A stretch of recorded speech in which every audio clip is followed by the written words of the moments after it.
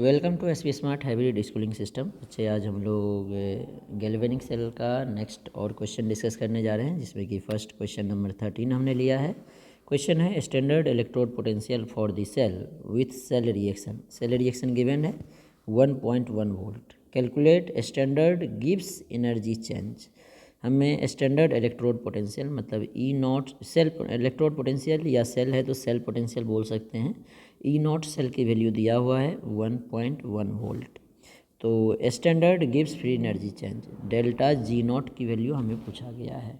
तो delta G naught होता है minus n F E not. Cell का है तो सेल का ले लेंगे। तो माइनस एन है कितने इलेक्ट्रॉन ट्रांसफ़र हो रहे हैं। तो जेड से जेड एन 2+ बनेगा तो 2 इलेक्ट्रॉन, Cu2+ से Cu 2 इलेक्ट्रॉन। तो 2 इलेक्ट्रॉन का लॉस, 2 इलेक्ट्रॉन का गेन हो रहा है। तो कितने इलेक्ट्रॉन ट्रांसफ़र हुए? 2 electron. F Faraday constant question में दिया है 96487 लेना है, तो यही यूज करेंगे। वैसे हम लोग राउंड फिगर में 96500 लेते हैं। तो क्वेश्चन में दे दिया है 96487, तो यही यूज करो। इनटू ई नॉट सेल की वैल्यू है 1.1। अब इसे मल्टीप्लाई करेंगे तो मल्टीप्लाई को होके आ रहा है -2122714। अब देखो ये जो है कूलम पर मोल ऐसा यूनिट में है, तो इसे लिखेंगे जूल पर मोल। ठीक है, तो जूल पर मोल में तो देखो 200 नहीं आएगा, और ये 212 ये नहीं आएगा। किलो जूल में करना है तो 1000 से डिवाइड कर दो, तो -212.2714 किलो जूल पर मोल आएगा। तो ये हमारा ऑप्शन है सी पार्ट, तो इसका सी पार्ट करेक्ट होगा। नेक्स्ट क्वेश्चन नंबर 14 है हमारे पास। क्वेश्चन नंबर 14 में हमारे पास सेल दिया हुआ है, इलेक्ट्रोकेमिकल सेल, वही जिंक से जिंक सल्फेट और कॉपर सल्फेट से कॉपर। ये एनोड हो गया left side, right side cathode हो गया। The EMF of Daniell cell is E1, इसका ईएमएफ E1 दिया है।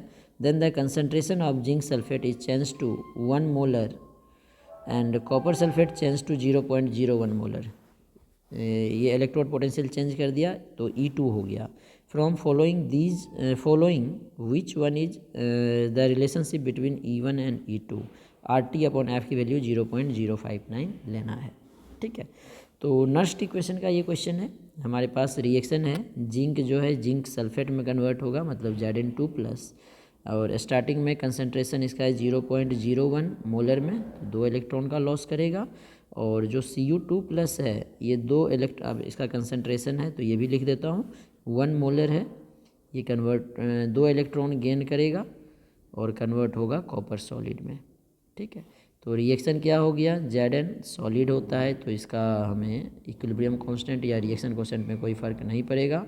ये 1 मोलर है, Zn2+ ये 0.01 मोलर है, प्लस कॉपर, जो 2 इलेक्ट्रॉन है ये कैंसिल होगा, एन की वैल्यू 2 हो जाएगी। तो यहाँ पे नेक्स्ट इक्वेशन हम लोग लगाते हैं ई सेल का वैल्यू। ई सेल क्या हो जाएगा, ई नॉट सेल, ठीक है जो भी होगा, माइनस RT/F की वैल्यू 0.059 है, तो यही पुट कर देते हैं 059/n, एन की वैल्यू 2 होगा into log base 10 product upon reactant.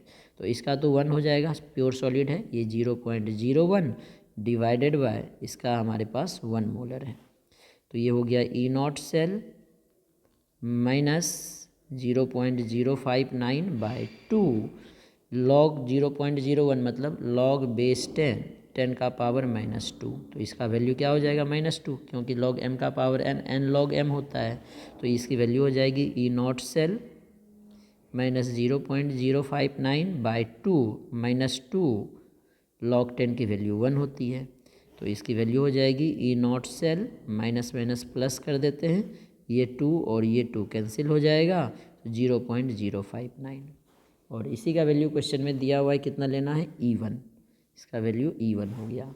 Similarly second जब चेंज करेंगे, अब कंसनट्रेशन क्या हो गया, जो हमारा कॉपर सल्फेट है इसका 0.01, कॉपर सल्फेट का इसका 0.01 मोलर बोल रहा है अब लो, और जिंक का कितना लो, 1 मोलर, इसका 1 मोलर लो। कंसनट्रेशन चेंज कर दिया, तो E not cell minus 0.059/n, same reaction है तो n की वैल्यू 2 हुई होगी, log बेस 10 प्रोडक्ट में अब हमारे पास कितना आ जाएगा, ये जिंक का हो गया 1 और कॉपर का 0.01, तो 1/0.01। तो ये हो जाएगा ई नॉट सेल माइनस है 0.059/2 लॉग बेस 10, ये 100 दैट इज़ 10 का पावर 2, ये 100 हो जाएगा ना, तो 100 है तो 10 का पावर 2, तो क्या लिखेंगे E not cell minus 0.059/2 log M का पावर n लॉग m होता है 2 लॉग 10 की वैल्यू 1, 2 कैंसिल हो गया, तो ई नॉट सेल माइनस 0.059 इसकी वैल्यू E2 दिया है। तो ये हमारा E1 है, E1 में ई नॉट सेल में कुछ ऐड हो रहा है और E2 में ई नॉट सेल में कुछ सब्ट्रैक्ट हो रहा है, मतलब E2 का वैल्यू E1 से छोटा होगा, E2 is less than E1। तो E1 पहले लिखा है तो E1 is greater than E2, तो E1 greater than E2 B option है, तो बी ऑप्शन इसका करेक्ट होगा। नेक्स्ट क्वेश्चन नंबर 15 देखते हैं हम लोग। क्वेश्चन है हमारे पास, pressure of hydrogen required to make the potential of hydrogen electrode zero in pure water at 298 kelvin. Pure water की बात कर रहा है। तो देखो जो हाइड्रोजन इलेक्ट्रोड है इसमें रिडक्शन पोटेंशियल की बात करें तो कैसे रिएक्शन लिखेंगे, H+ 2 इलेक्ट्रॉन ऐड करते हैं, 2H+ ले लिया हमने, H2 गैस, इसके प्रेशर की बात कर रहा है। और H+ जो है एक्वस मीडियम में प्योर वाटर बोल रहा है तो 10 का पावर -7 मोलर होगा। प्योर वाटर में कंसनट्रेशन ऑफ H+ आयन यही होता है। अब नेक्स्ट इक्वेशन लगाते हैं, E = E0 हाइड्रोजन के लिए E0 की वैल्यू 0 होती है स्टैंडर्ड, माइनस 0.0591 ले लेते हैं एग्जैक्ट क्योंकि 298 केल्विन पे है, अपॉन N की वैल्यू 2 है, लॉग बेस 10, प्रोडक्ट में क्या है H2, तो गैस है तो इसका प्रेशर लेंगे, अपॉन रिएक्टेंट में है कंसनट्रेशन ऑफ H+ का स्क्वायर। तो यहाँ से E का वैल्यू क्या हो जाएगा, E = E0 0 minus 0.0591/2 log base 10 pressure of hydrogen upon H+ 10 का पावर -7 का स्क्वायर हो जाएगा, यही है। तो अब ये बोल रहा है हाइड्रोजन इलेक्ट्रोड का पोटेंशियल 0, मतलब E की भी वैल्यू 0 लेनी है, तो ये 0 = 0 माइनस, तो माइनस ही हो जाएगा, इसको डिवाइड कर दो, 0.2 4 2 9 18 2 5 10, 0.0295 हो जाएगा, log base 10 pressure of hydrogen upon ये 10 का पावर -14 हो जाएगा, ठीक है। तो माइनस इधर करो प्लस ही हो जाएगा, मतलब अब ये इधर भी आएगा 0 हो जाएगा, ये 0 को किसी से डिवाइड करो 0 ही हो जाएगा, तो log base 10 pressure of hydrogen upon 10 का पावर -14 इक्वल्स टू क्या हो जाएगा 0। अब 0 का लॉग में वैल्यू लेंगे तो log 1 हो जाएगा, प्रेशर ऑफ हाइड्रोजन अपॉन 10 का पावर -14 लॉग बेस 10 1। तो यहाँ से क्या हो जाएगा हमारे पास, प्रेशर ऑफ हाइड्रोजन अपॉन 10 का पावर -14 इक्वल्स टू 1, तो प्रेशर ऑफ हाइड्रोजन क्या हो जाएगा, क्रॉस मल्टीप्लिकेशन से 10 का पावर -14 ATM। तो इस तरह से इसे सॉल्व करेंगे। नेक्स्ट क्वेश्चन नंबर 16 है हमारे पास, ये भी हाइड्रोजन इलेक्ट्रोड का ही क्वेश्चन है। क्वेश्चन देखते हैं पहले, hydrogen gas electrode is made by dipping platinum wire in solution of HCl pH 10 है, pH 10 है। तो हमने क्या पढ़ा है बच्चे, pH होता है minus log base 10 H+ ion, ठीक है। तो लॉग बेस 10 H+ आयन क्या हो जाएगा, माइनस ऑफ pH, और अगर लॉग बेस 10 हटाना होता है तो दूसरे साइड 10⁻² हो जाएगा सेम सब्सटेंस माइनस pH। तो pH 10 है तो कंसनट्रेशन ऑफ H+ आयन क्या हो जाएगा, 10 का पावर -10 मोलर, ठीक है।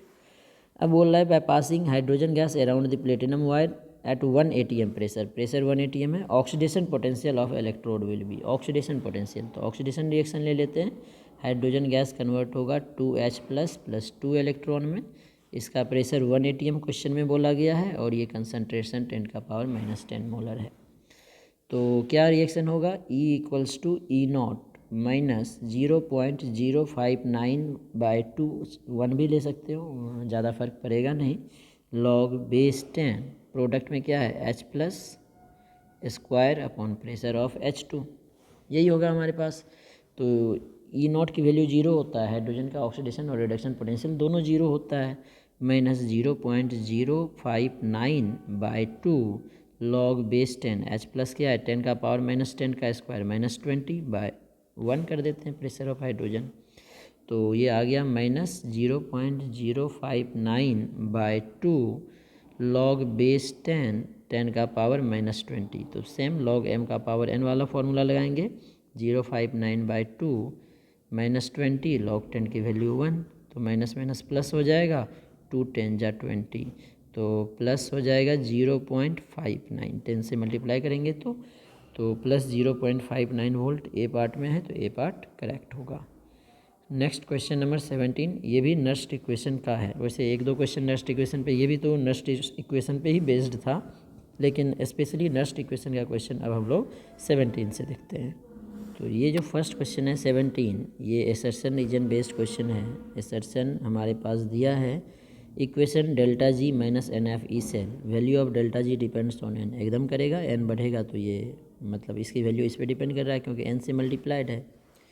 तो E cell is intensive property, ये भी सही है, इसीलिए हम लोग ई सेल को डायरेक्टली ऐड या सब्ट्रैक्ट नहीं करते हैं। लेकिन डेल्टा जी एक्सटेंसिव प्रॉपर्टी है, तो डेल्टा जी को हम लोग ऐड या सब्ट्रैक्ट कर सकते हैं। तो एसर्शन रीजन दोनों ट्रू है, लेकिन इंटेंसिव एक्सटेंसिव के कारण एन पे डिपेंड करेगा, ये नहीं है। एन के कारण क्यों डिपेंड करता है, ये हम लोग नस्ट इक्वेशन से बताते हैं। ठीक है, तो दोनों सही है, लेकिन एक्सप्लेन नहीं कर रहा है इसे, इसीलिए बी पार्ट इसका करेक्ट होगा। नेक्स्ट क्वेश्चन नंबर 18 है हमारे पास। Given below are half reactions, दिया हुआ है और इसका ये सारे दिए हुए हैं। Will the permanganate ion liberate O2 from water in the presence of N acid. तो हमारा कोई भी रिएक्शन तब फिजिबल होता है, ये तो हो गया, हम जब उसका EMF पॉजिटिव होगा। तो क्या बोल रहा है हमें, will permanganate ion MnO4 minus कहाँ पे है हमारे पास, ये liberate O2 from water. O2 कहाँ पे है, यहाँ पे water in the presence of N acid, acid के प्रेजेंस में। ठीक है, तो वाटर से O2 लिबरेट करने का मतलब क्या है, H2O का ऑक्सीडेशन। वाटर से O2 बनने का मतलब क्या है, ये 0 है -2, इसका ऑक्सीडेशन मतलब इसका एनोड बनाना पड़ेगा, और MnO4 +7 में तो इसका रिडक्शन होगा, इसका कैथोड बनाना पड़ेगा। तो हमारा EMF क्या हो जाएगा, EMF of cell, reduction potential of cathode, ये क्या है हमारा +2 से +7, मतलब ऑक्सीडेशन हो रहा है। लेकिन तो ऑक्सीडेशन पोटेंशियल दिया है, तो रिडक्शन पोटेंशियल क्या होगा, मैग्नीट्यूड तो सेम होगा, साइन अपोजिट हो जाएगा।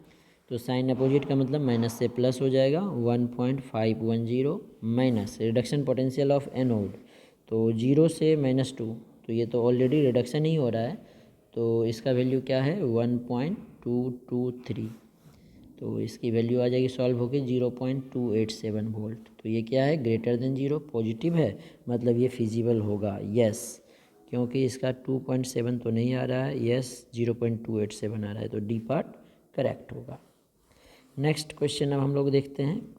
नेक्स्ट क्वेश्चन नंबर 19 है हमारा, ये भी जो है नस्ट इक्वेशन का ही है। Find the EMF of cell in which following reaction take place, reaction दिया हुआ है और EMF ऑफ सेल, मतलब डायरेक्ट नस्ट इक्वेशन का क्वेश्चन है। ई सेल की वैल्यू क्या हो जाएगी, E not cell, direct value put करता हूँ, 10.5 माइनस 2.303 RT/NF, तो इसकी वैल्यू 0.059 है अपॉन एन कितना होगा, Ni से Ni2 plus 2 electron, Ag plus Ag 1 होता है, 2 है, मतलब 2 लॉस हो रहा है, 2 गेन हो रहा है, तो n की वैल्यू 2 log बेस 10, प्रोडक्ट में है 0.001 अपॉन रिएक्टेंट में है 0.001 का स्क्वायर, क्योंकि कोफिशिएंट इसका 2 है, यही होगा।